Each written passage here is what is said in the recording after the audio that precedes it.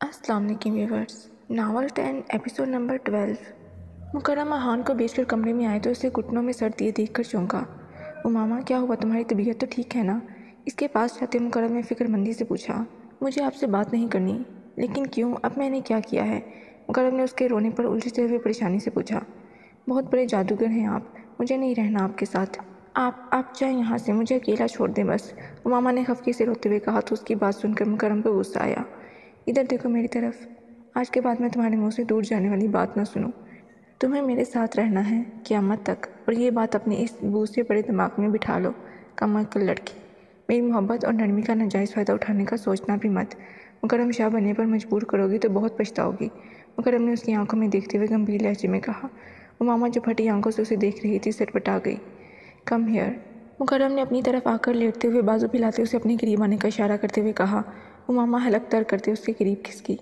Slip now, اس کے گرد حصار بناتے ہاتھ پکڑ کر اپنے دل کے مقام پر رکھتے مکرم نے سنجیدگی سے کہتے آنکھیں موندتے ہوئے اس کے بالوں میں انگلیاں چلاتے سو گیا۔ ماما اس کے سینے میں دبکی رہی۔ جب بھاری سانسوں کی آواز آئی تو سر اٹھاتے ہوئے اسے دیکھا۔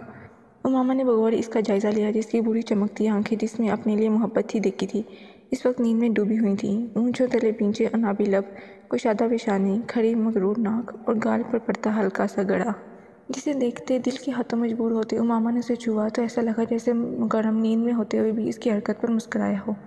اس کے جاگنے کا گمان ہوتے ہی ماما ڈرتے ہوئے جلدی سے دور ہوئی۔ شاہ دھیرے سے پکارتے اس کی نیند میں ہونے کی تصدیق کی، لیکن مکرم گہری نیند میں تھا۔ شکر کا سانس لیتے وہ اپنی حرکت پر شرم سے لال ہو گئی۔ دوسرے دن صبح ہوتے ہی ماما کو اپنی رات کی گئی حرکت یاد آئی۔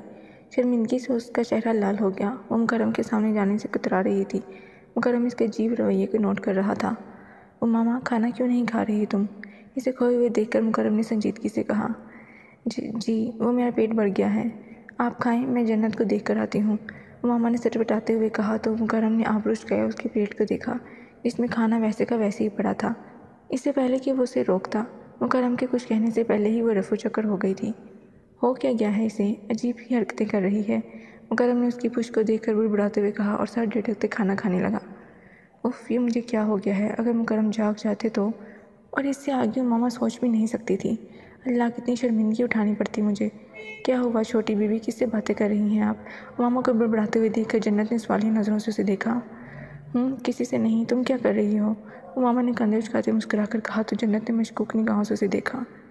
ایسے کیا دیکھ رہی ہو، میرے سر پر سینگ نکل آئے ہیں کیا؟ اس کے گھورنے پر ماما نے آنکھیں سکیڑتے ہوئے پوچھا۔ نہیں چھوٹی بیوی، میں دیکھ رہی تھی آپ پر کوئی جن کا اثر تو نہیں ہو گیا؟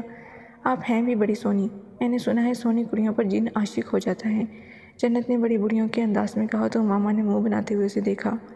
تم سچ کہہ رہی ہو جنت، اس جن نے مجھ پر کوئی جادو کر دیا ہے، ایسا زہر پھونکا ہے کہ مجھے لگتا ہے کہ میں پاگل ہو جاؤں گی، میرا دل نہیں لگتا اس کے بنا، مجھے نیند نہیں آتی اس کی باہوں کے سوا، جیسے نشے کی لت لگتی ہے نا، مجھے لت لگ گئی ہے اس کی، وہ میرے دل پر قابض ہونے لگا ہے، اگر ایسا ہوا تو میرا بچنا مشکل ہے، ماما نے مکرم کا سوچتے ہوئے سہمے ہوئے لہجے میں کہا تو جنت ڈر گئی۔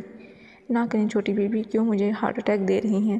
اللہ نہ کرے ایسا کچھ ہو، میں ابھی چھوٹے سائیں کو بتاتی ہوں، وہ آپ کو گاؤں لے جائیں گے، آپ فکر مت کریں، ہم آپ کو کچھ نہیں ہونے دیں گے، جنت نے پریشانی سے کہا تو ماما چونکتے ہوئے اس کی طرف متوجہ ہوئی جس کے چہرے پر ڈر صاف نظر آ رہا تھا۔ اسے دیکھ کر ماما کو شرارت سوچی۔ نہیں جنت، تم کسی کو نہیں بتاؤ گی، وہ جن غصے کا بہت تیز ہے، اگر اسے پتہ چل گیا کہ تم نے اس کے بارے میں سب کو بتا دیا ہے تو ماما نے چمکتی آنکھوں سے اسے دیکھتے ہوئے بات ادھوری چھوڑ دی۔ تو کیا چھوٹی بیوی؟ جنت نے اڑے رنگ کے ساتھ الٹے قدم لیتے ہوئے پوچھا۔ تو وہ تمہیں چڑیلوں کے حوالے کر دے گا جو کہ بہت ہی خوفناک ہیں، جانتی ہو وہ انسانوں کا خون پیتی ہیں، اگر تمہیں ان کے حوالے کیا تو وہ تمہارا خون بھی پی جائیں گی۔ پھٹی آنکھوں سے اس کی باتیں سنتی جنت نے خوف سے جڑجڑی لی تو ماما جو کب سے اپنی ہنسی ضبط کر رہی تھی اس کی اڑی رنگت دیکھ کر خود کو روک نہ پائی۔ اس کو ہنستے ہوئے دیکھ کر جنت منجکار رہ گئی۔ چھوٹی بیوی آپ مذاق کر رہی تھیں، ایسے مذاق کوئی کرتا ہے کیا؟ آپ کو ایسا نہیں کرنا چاہیے تھا، میں سچ سمجھ بیٹھی تھی، جنت نے خفگی سے اسے دیکھتے ہوئے روحان سی آواز میں کہا۔ ہاں جنت، تم کتنی بولی ہو نا، پاگل، جنوں کو لڑکیاں تارنے کے علاوہ اور کوئی کام نہیں ہے کیا؟ اب انسانوں کو چھوڑ کر جنات میں بھی یہ کوالٹی آنے لگی تو دنیا نے کر لی ترقی۔ لڑکی پر جن عاشق ہو گیا، سیریسلی ایسا کچھ نہیں ہوتا سمجھی، یہ صرف من گڑت کہانیاں ہیں، یقین مت کیا کرو، ماما نے باسکٹ سے سیب اٹھا کر بائٹ لیتے ہوئے اسے سمجھاتے ہوئے کہا، لیکن جنت کا روندہ چہرہ دیکھ کر پھر سے ہنس دی۔ ہنسے مت، میں صرف آپ کے لیے پریشان ہو رہی تھی، ورنہ میں ڈرتی ورتی نہیں کسی سے، جنت نے ناراضگی سے اسے دیکھتے ہوئے کہا۔ ہاں وہ تو نظر آ رہا ہے مجھے، وہ ماما کی ہم عمر تھی، اس لیے اس کی جنت سے دوستی ہو گئی تھی، وہ اس کے ساتھ بے تکلفی سے گفتگو کرتی تھی۔ مکرم جو ماما کو بعد میں کھانا کھانے کا کہنے آیا تھا، اس کا شرارتی موڈ آن دیکھ کر ہنس دیا۔ جنت کے آنے سے ماما میں یہ تبدیلی مکرم کو اچھی لگی تھی۔ ان دونوں کی بونگی باتیں سنتے نفی میں سر ہلاتے باہر چلا گیا۔ ہاں احان، کچھ پتہ چلا؟ جی سائیں، اس فائل میں ساری ڈیٹیل ہے، آپ دیکھ لیں، احان نے فائل اس کے سامنے کرتے ہوئے کہا۔ مکرم نے فائل کھول کر دیکھی۔ یہ لڑکا کون ہے؟ زرار اور زناب کی ایک ساتھ کھینچی گئی تصویر کو دیکھتے ہوئے مکرم نے پوچھا۔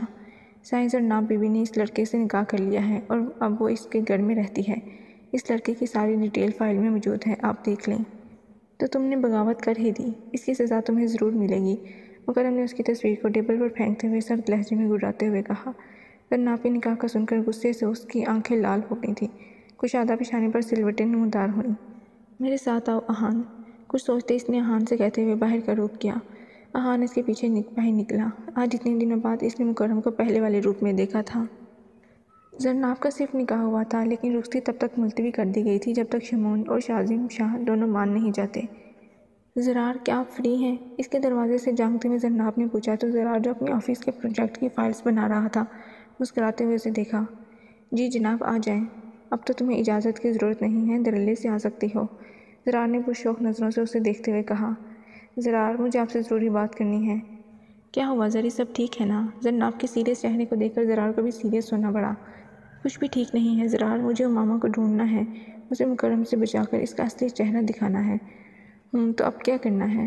میں چاہتی ہوں آپ اس کی تلاش میں میری مدد کریں، میں اکیلے یہ سب نہیں کر سکتی، مجھے آپ کا ساتھ چاہیے۔ میں تمہارے ساتھ ہوں زری، تم فکر مت کرو، انشاءاللہ ہم بہت جلد ماما کو ڈھونڈ لیں گے، سب ٹھیک ہو جائے گا، تم پریشان مت ہو، زرار نے اس کو تسلی دیتے ہوئے کہا تو زناب نے مسکراتے ہوئے اس بات میں سر ہلایا جب دروازہ ناک کرتے ہوئے ملازم اندر آیا۔ سر نیچے کوئی مکرم شاہ زناب بی بی سے ملنے آئے ہیں، بیگم صاحبہ آپ کو نیچے بلا رہی ہیں۔ ملازم کے کہنے پر زناب کی آنکھیں پھٹی تھیں۔ مکرم یہاں آیا ہے؟ حیرت اور بے یقینی سے کہتے ہوئے اس نے زرار کو دیکھا تھا جو خود بھی حیران رہ گئی تھی۔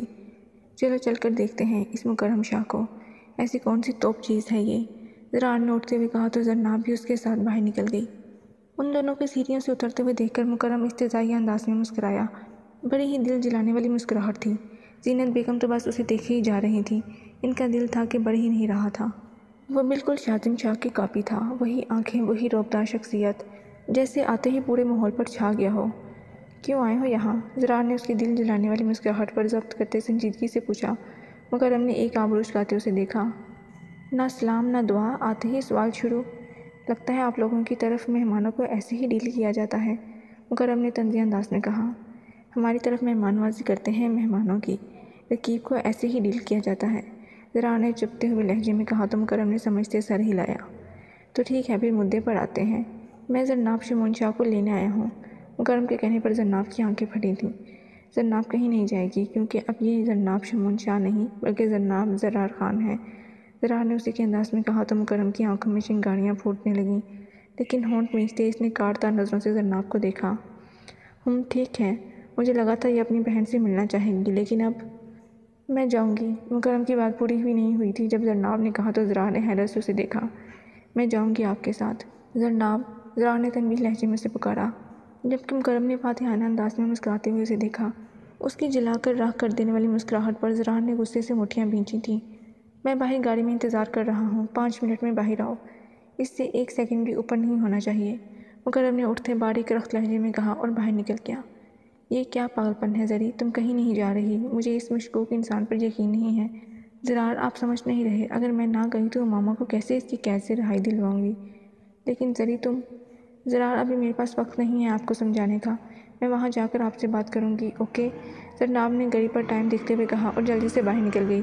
جانتی تھی اگر 1 سیکنڈ بھی اوپر ہوتا تو وہ سائیکو انسان چلا جاتا اور زناب کی موقع ہاتھ سے جانے نہیں دے سکتی تھی۔